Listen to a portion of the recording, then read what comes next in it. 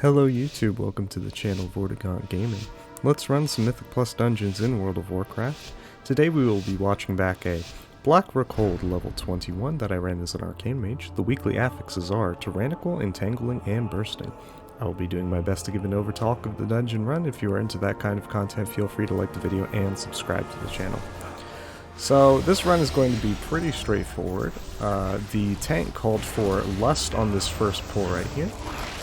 I have a feeling that a lot of the dungeons this season actually have some pretty straightforward Lust profiles. Often there will be Lust on the first pull of the dungeon, then that will leave it so that Lust will be ready to go when we get to, boss number 2 or 4. That's going to be the case for this dungeon. There are a bit of issues with lining up the Lust with other parts of the dungeon. I'm actually using the talent where I can pop Bloodlust on myself even when I have the Bloodlust debuff on me. So I effectively get 2 Lusts per 10 minutes instead of 1 Lust per 10 minutes. That being said, the next time I'm going to have Lust ready to go. It's not exactly where I'd want to pop it, but it's not that big of a deal for this dungeon. This dungeon is actually pretty forgiving in my experience with running this over the kind of the course of the season. Anyway, we are on pull number 2 here. I am focusing this mini boss right now. I think the important thing about this pull is you want to make sure that all the other casters are stunned as much as you can stun them. I don't think you can really stun the mini-boss. I don't know if the mini-boss has anything to kick. But the other thing is that we're on the Tyrannical week. We're not on the Fortified week, so the ads in this dungeon, they aren't buffed for this week. So, the pulls aren't going to be too bad. Anyway, here we are at the first boss. This boss is pretty straightforward. Just get this guy's health down to 0 and dodge stuff. You might see me, fail at the whole dodging stuff part. I think I do die on this boss fight. But the good news is that that's pretty much the only place I die during this run. This was actually a pretty clean run. I think there was maybe like 1 other death later in the dungeon. But other than that, we're gonna time this dungeon with more than enough time.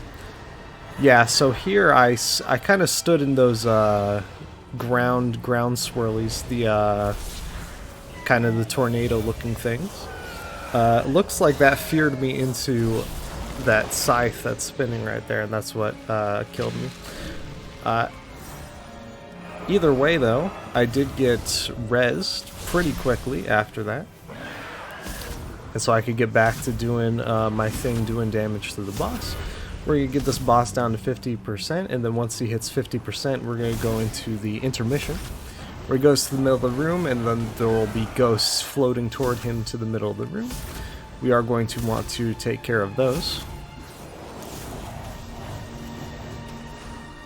And if any of the ghosts reach him, I think it buffs his damage. He does this massive AoE ability at the end of this intermission phase after all the ghosts are dead or absorbed. This is a great part to use something like Frost Nova, like right here where I popped Frost Nova so I could lock those ghosts in place, stop them from floating toward the boss. Looks like at least 1 ghost is going to reach him. And it is a Tyrannical week, so this AoE thing is going to do a bit more damage.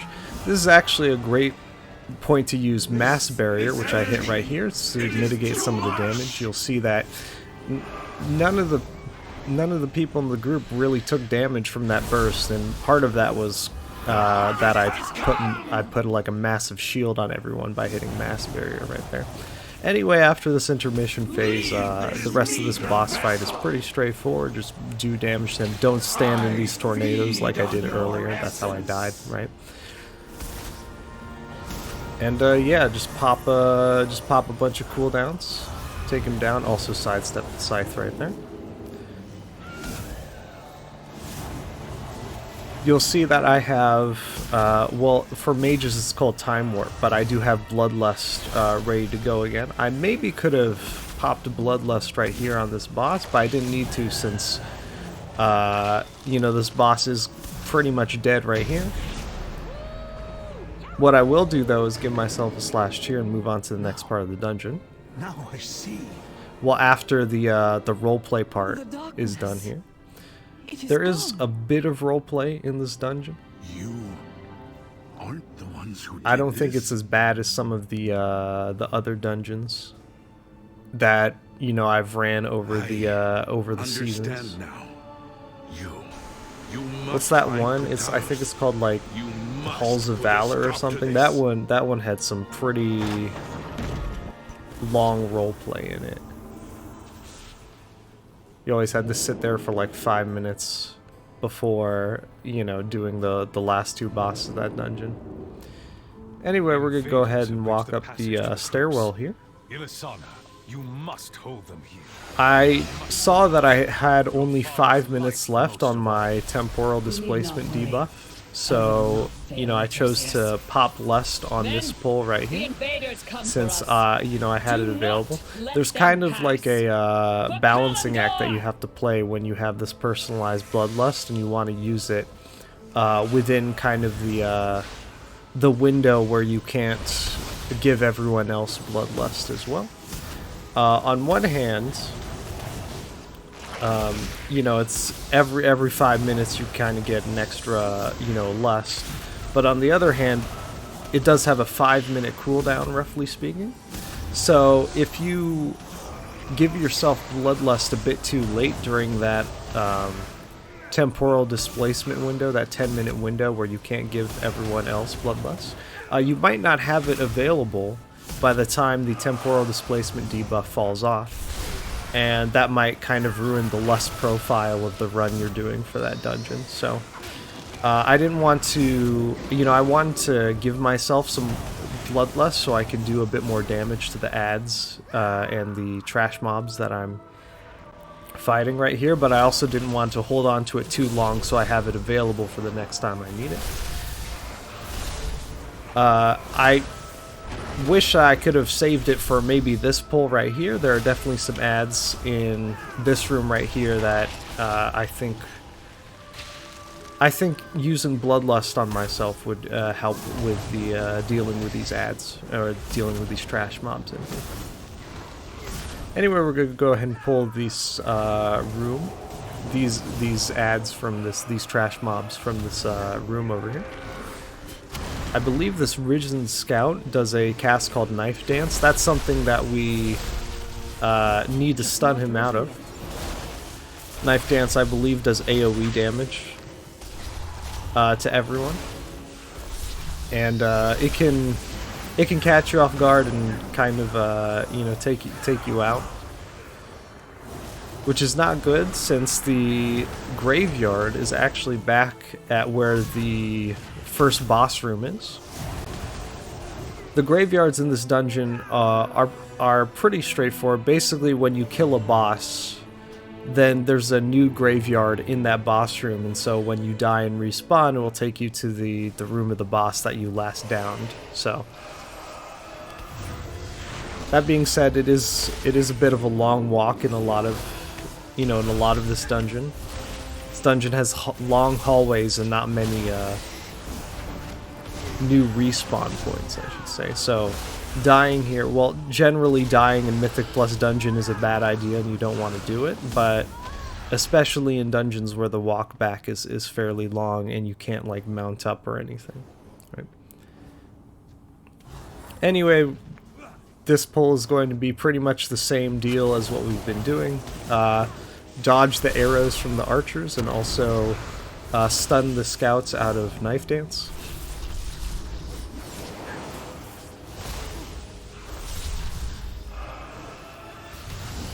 And it looks like we only have, I think we have less than a minute on the temporal displacement debuff, which means that we will have Lust ready for boss number 2.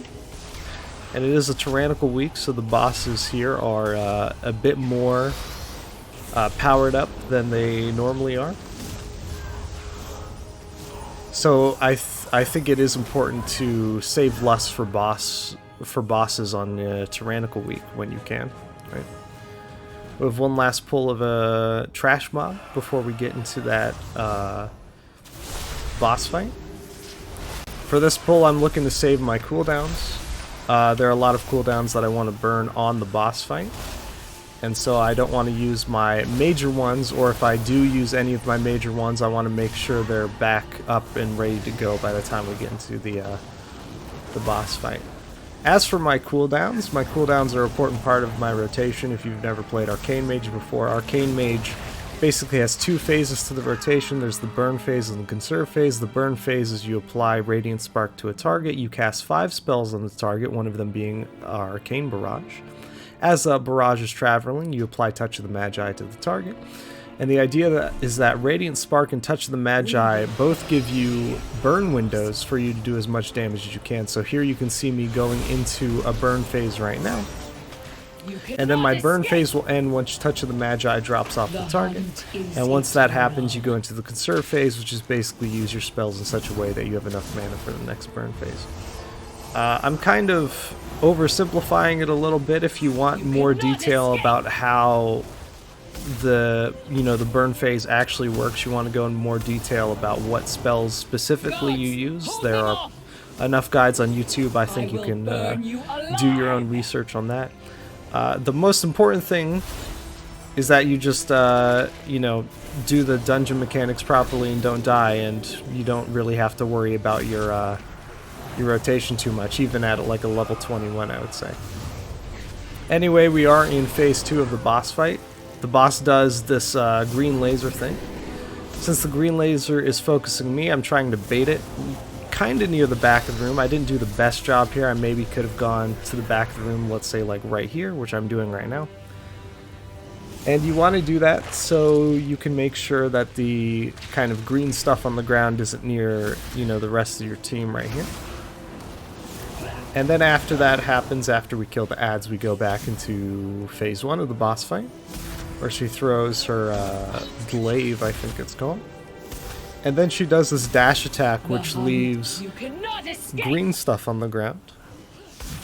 You do want to make sure you position yourself so you don't have like green stuff on the ground just like going across the whole room. You'll see that the two people targeted by the last one kind of stood over there to the front right of the room. And so you see that green stuff on the ground. That's what dropped when she did that dash.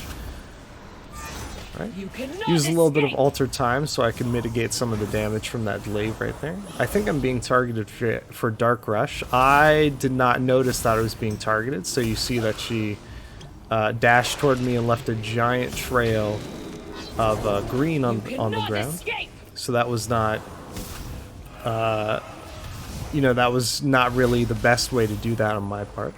But it doesn't really matter too much, since it looks like we are going to kill her before she reaches 100 energy again, and I believe 100 energy is when she goes back into phase 2. And so after we kill her right here, I'm going to go ahead and give myself a slash cheer and move on to the next part of the dungeon. So we're again going up a stairwell right here, and this stairwell is a bit more fearly. We've got some stones tumbling down. Luckily, our teammates are pretty good at dodging the stones, at sidestepping the stones. And once one player gets to the top of the stairwell, the stones stop coming down, so we don't have to dodge them too much. Anyway, I'm going to have my Lust Off cooldown in about a minute here. I still have about 7 minutes on the Temporal Displacement debuff. Also, one thing to worry about in this hallway, this is a bursting week, so if you killed the trash mobs a bit too quickly, they will do damage, AoE damage, through the bursting. So this is a good time when you're dealing with pulls like this during a bursting week to check out what kind of personals you have. I have a few personals that will help deal with the bursting mechanic. One of them is called Ice Cold, which does damage mitigation. And I not sure how no one died here. That was lucky. Target something first. There was I think I had a pretty high stack on the bursting debuff right there. But anyway, I do have Ice Cold. My Ice Cold has actually come back off cooldown, so if we run into another situation where we have a lot of bursting coming out, I can pop Ice Cold on myself to kind of mitigate some of that damage. I also have Altered Time if I'm quick enough to do that. Basically, Altered Time, you hit it, and then after 10 seconds or once you hit it again, it teleports you back to where you were when you hit it, and also restores you to whatever health you had. So that's another good way of mitigating the damage. You also know I popped Hero on this pull, since I do want Hero backup by the time we need it. But I also want to pop it on some of the trash mobs here to clear them down a bit quicker.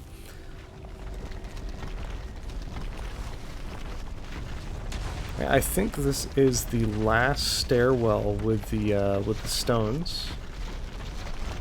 The rolling stones, I should say.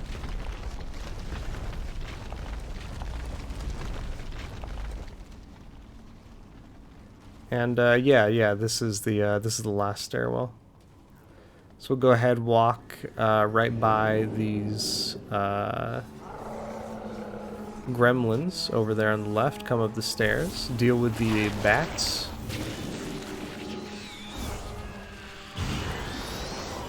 This one, I'm a fan of this camera angle right now. I think I'm trying to like run around here. Number one, I'm trying to run away from the bats. The bats actually have fixation. You can see the red eyes above my character, so I do have to worry a little bit about whether or not a bat is running after me. But I also am trying to find a good spot to sit in so, you know, the camera angle isn't all wonky.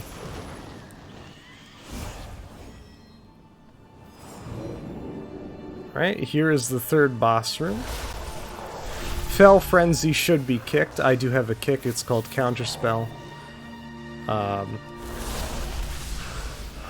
So there we go, yep. And also I think I'm using a talent where if I get a successful kickoff, I get the cooldown on my Counterspell reduced by 4 seconds, I think. Right?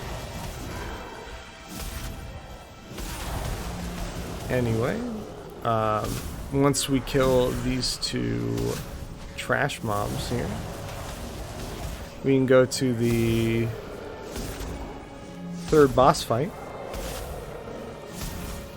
I think the boss is already spawned, right? Yeah. This boss is pretty straightforward. He's gonna charge someone if you don't have... Yeah, when he hits someone with Hateful Gaze, he's gonna put a debuff on them. Basically, if you don't have the debuff, just stand in front of him to block the charge.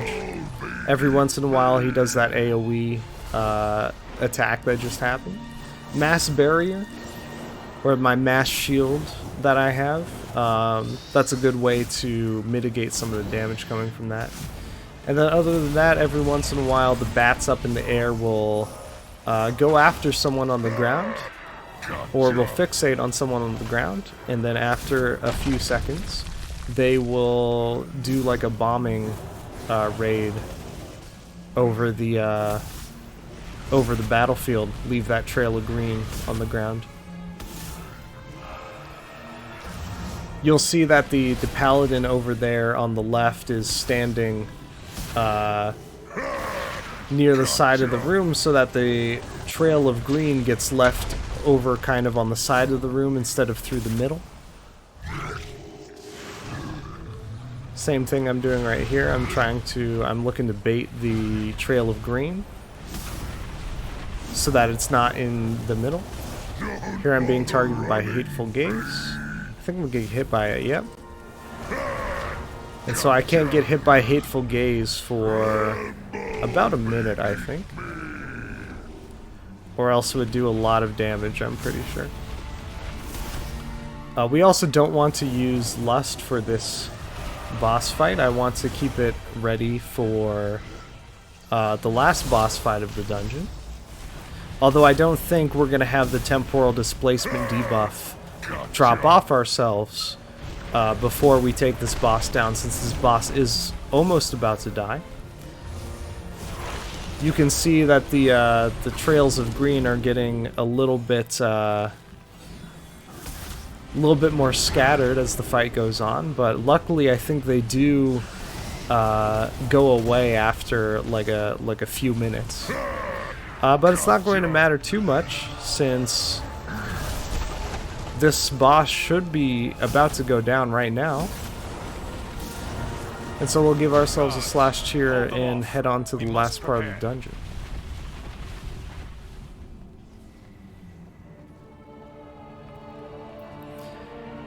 So the trash mobs in this last part are pretty straightforward. Just sidestep the swirlies.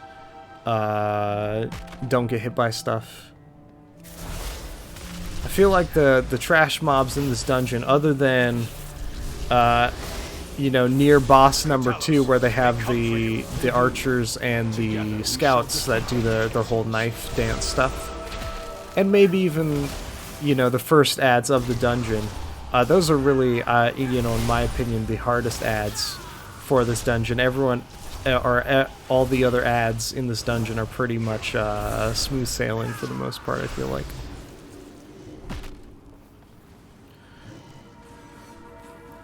Alright, we'll head up the stairwell. Oh, okay. I haven't said much about the Entangling affix, since basically the way to deal with that is just, like, move out of the ring that spawns around you and break the vine. And, I have Blink. I have 2 Blinks. So whenever a vine attaches to me, I can blink out of that green ring and break the vine almost instantly. I do try to hold on to my blinks though if I need them, right? And I think this boss fight might be a boss fight where I need it. So I've been in groups where they want lust on... I've had a group where they want lust on pull. The thing is, though, this boss has 2 phases. I don't think lusting right here is that great, so what I'm going to do is I'm going to hold on to it. I will go ahead and do like a light burn here, though. I do have the cooldowns for it. Burn away!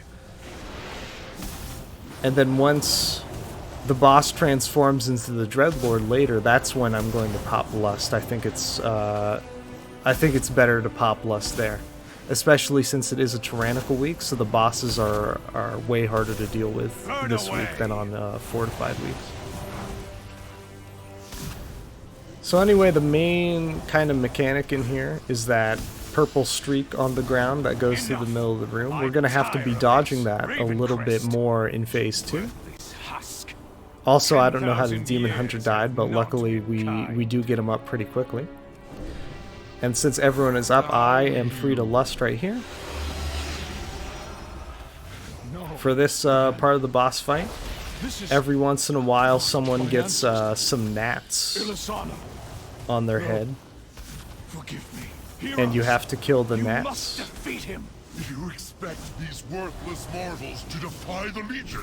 Souls of my Yeah, it's called Stinging Swarm. I think it's on me. Yeah, so you can see I'm getting kind of stunned out of casting stuff from the gnat. I'm pretty sure that's from the gnats. You cannot comprehend. I feel like mostly it's just a good idea in general to kill ads during a boss fight when they do come out. Anyway, the boss has disappeared, and now we're going into kind of the intermission, I guess. Basically, we just walk around in a circle, dodging those purple streaks on the ground. And that's pretty much the whole boss fight. The only thing I forgot to mention is that there's that green cloud of smoke on the ground. You don't want to walk into that. That will put you to sleep. But other than that, basically just keep doing damage to this guy. Shadow Bolt Volley is an AoE attack.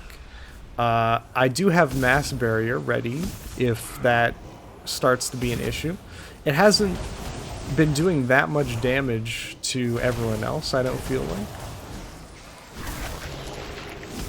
That was maybe not the best Mass Barrier, but let's see. Okay, so that Shadow Bolt Volley actually didn't do too much damage there, did it? I think we're going to have one more round of dodging the... If I remember this correctly, we're going to have one more round of dodging the purple streaks on the ground. We are Legion. But after that, it's pretty much going to be only a few seconds to take him down. Yeah. Oh. We are going clockwise this time. You also don't want to hit the green clouds when you're trying to dodge. Oh, and our tank went down. But it's not too big of a deal, since that is going to do it for Black Rook Hold level 21 as an Arcane Mage. We'll give ourselves a slash tier, thank everyone for a clean run, and even congratulate them for 2-starring the dungeon. And as always, we are an Arcane Mage, so we'll do a kindness and give everyone a portal back to the main hub of the expansion. And that's going to about do it for this run, so if you liked what you saw here, feel free to like the video and subscribe to the channel. If you'd like to see me run any other dungeons in Dragonflight Mythic Plus Season 3, let me know in a comment down below which dungeon you'd like to see me run, and I'll do my best to film a playthrough of it. Anyway, that's going to about do it for me here, so I hope you all had fun watching, and I will see you all later.